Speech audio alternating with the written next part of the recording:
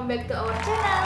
Jadi di video kali ini saya mau buat video buat kalian yang masih bingung mau ngambil judul skripsi apa, khususnya di bidang farmasi.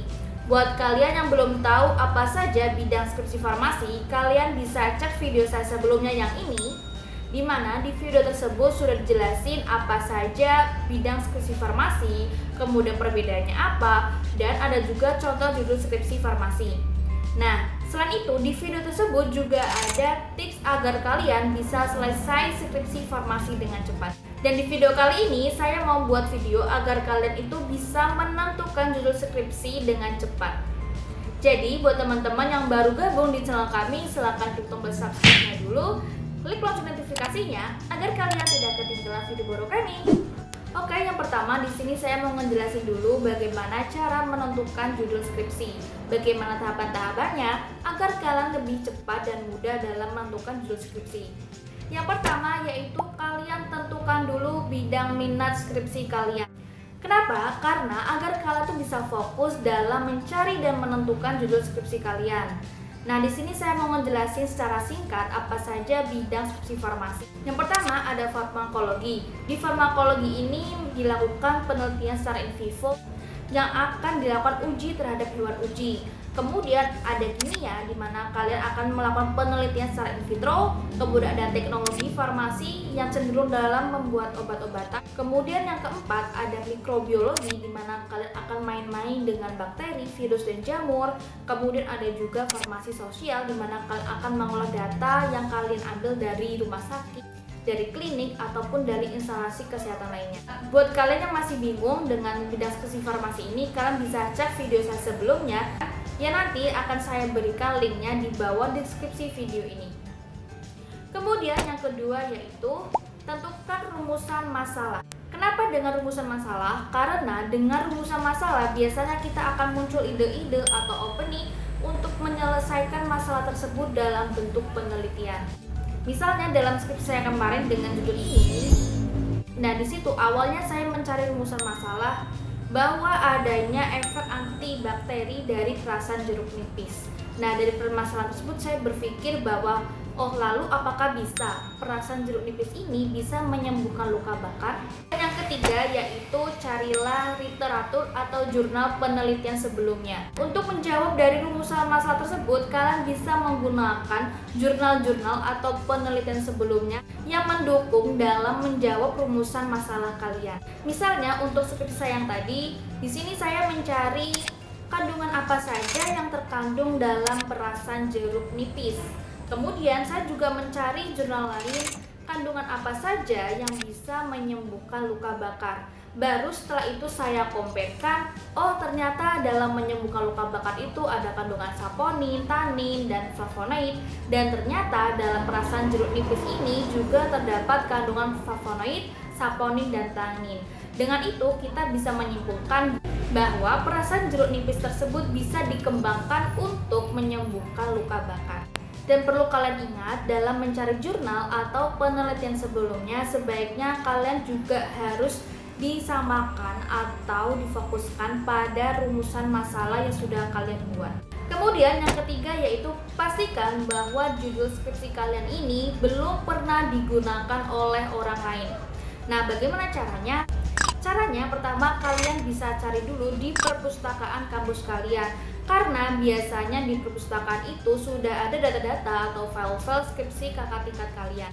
Kemudian yang kedua, kalian bisa cari di internet, karena biasanya memang banyak penelitian dari kampus lain yang juga melakukan skripsi atau penelitian seperti ini. Nah, caranya kalian bisa ketikkan kata kunci kalian. Misalnya untuk skripsi saya sendiri, saya mengetikkan perasan jeruk nipis dapat menyembuhkan luka bakar. Kemudian jika tidak ada, kalian bisa gunakan langsung judul skripsi tersebut, atau jika sudah ada, kalian bisa kembangkan skripsi tersebut. Misalnya untuk skripsi saya sendiri sudah ada efek perasan jeruk nipis dalam gel sebagai antibakteri. Kemudian saya kembangkan lagi menjadi gel perasan jeruk nipis untuk menyembuhkan luka bakar. Kemudian tahap yang terakhir, setelah kalian melakukan tahap ke-1 sampai dengan 4 sudah beres, maka kalian mulailah mengkonsultasikan kepada dosen pembimbing kalian. Nah, jika sudah di ACC, maka kalian mulai mencari dan menentukan metode penelitian, membuat proposal, dan sebagainya. Nah, bagaimana teman-teman? Sampai di sini ada yang masih bingung? Jika masih bingung, kalian bisa komentar di kolom komen ya. Oke, selanjutnya di sini saya akan memberi contoh judul-judul skripsi farmasi berdasarkan bidang-bidang skripsi farmasi yang sudah saya jelaskan sebelumnya. Nah, karena menurut saya ini bahwa dalam menentukan judul skripsi ini perlu 5 tahapan tersebut, maka saya di sini akan memberikan contoh-contoh judul skripsi yang bisa kalian gunakan atau bisa kalian juga kembangkan. Dan paling tidak kalian tuh sudah ada gambaran, oh ternyata bahwa membuat judul skripsi itu seperti ini. Atau mungkin dengan gambaran-gambaran judul skripsi tersebut, kalian jadi punya ide yang muncul yang bisa kalian kembangkan. Baik, ini dia adalah contoh judul skripsi farmasi di bidang farmakologi, di mana pada judul ke-1 dan kedua ini farmakologi murni, sedangkan pada yang ketiga dan 4 ini adalah kombinasi. Pada yang ketiga ini adalah contoh judul skripsi saya, di mana di sini saya melakukan teknologi farmasi terlebih dahulu dengan membuat gel, baru saya ujikan ke farmakologi, ke hewan uji kelinci. Kemudian yang keempat sama, dia kombinasi dengan kimia, di mana dia melakukan vaksinasi terlebih dahulu, baru dia lakukan pengujian terhadap hewan uji. Selanjutnya ada bidang mikrobiologi, di mana pada contoh judul 1, 2, dan 3 itu merupakan kombinasi dengan bidang skripsi di bidang kimia, di mana di sini judulnya dia melakukan vaksinasi terlebih dahulu.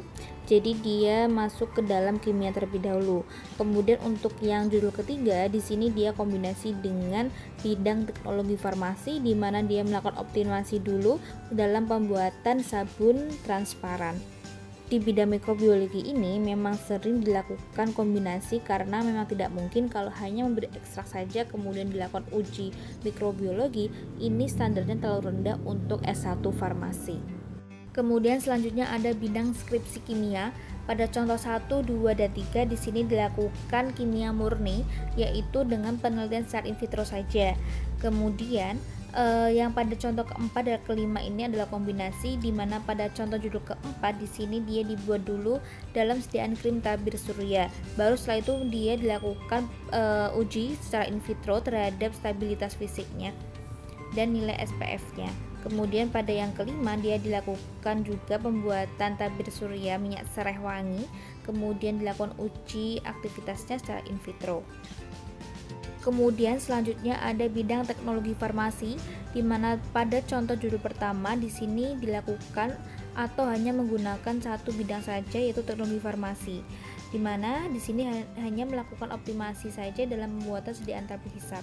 Kemudian pada contoh kedua, 3, dan 4 di sini dilakukan dua kombinasi dengan bidang mikrobiologi.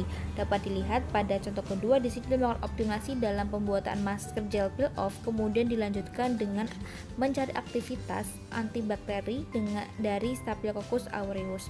Begitu juga pada contoh keempat dan ketiga, sama-sama dilakukan pembuatan sediaan terlebih dahulu, baru dilanjutkan dengan menguji aktivitas antibakteri. Kemudian bidang skripsi yang terakhir yaitu ada farmasi sosial, di mana pada bidang ini tidak dilakukan kombinasi, tetapi di sini langsung dilakukan pengambilan data pengobatan pada rumah sakit atau pengambilan data terkait adanya DRP, kemudian efektivitas dalam penggunaan obatnya, kemudian baru dilakukan analisis terhadap data yang sudah diambil. Oke teman-teman, sampai di sini dulu video kali ini, semoga bermanfaat. Dan buat teman-teman yang masih bingung, ada saran, ada komentar, silahkan komentar di kolom komen. Dan buat teman-teman yang baru gabung di channel kami, silahkan klik tombol subscribe-nya, jangan lupa klik lonceng notifikasinya, like dan share. Dan see you the next video. Syukran, wassalamualaikum warahmatullahi wabarakatuh.